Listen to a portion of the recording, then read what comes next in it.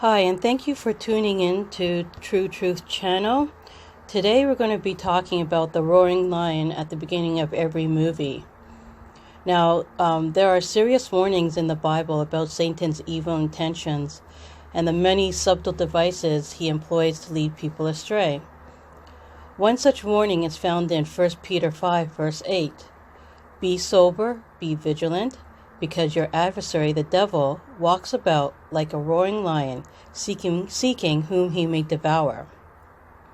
Notice the meanings of the following words: sober, which implies mentally alert and self-controlled; vigilant, meaning watchful, awake, and alert.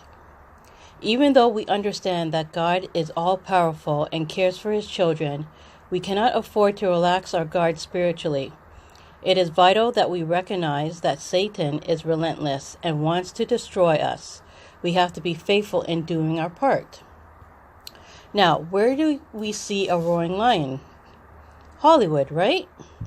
Well, as you know, Hollywood often portray unacceptable, even criminal behavior as being socially acceptable. Hollywood is actually a lie. Satan is the boss of Hollywood. That's why you see the roaring lion at the beginning of each and every movie. Let's think about this for a moment. What would be the most effective way in manipulating and getting people to turn away from God? Actors and actresses. How do they become successful? By selling their soul to Satan. Satan is the boss of Hollywood, and through the actors, actresses, singers, etc., he gets them to send out messages to everyone, especially to the young and impressionable children. How? Well, by the way these actresses or singers dress, the way they speak, and the lewd and indecent way they dance, etc.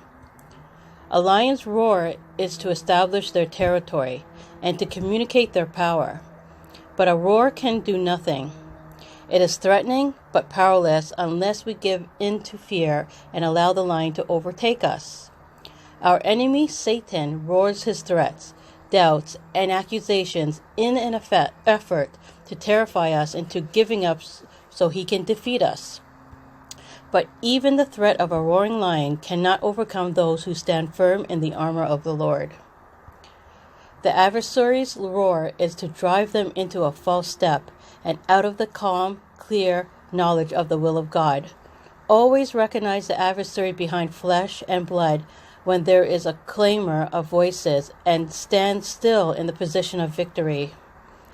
When your eyes are open to see and understand the devices of the enemy, you will lose sight of flesh and blood and realize that you must never act under the clamor of men.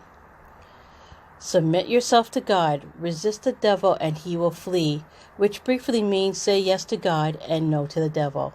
Thank you so much for listening, and God bless.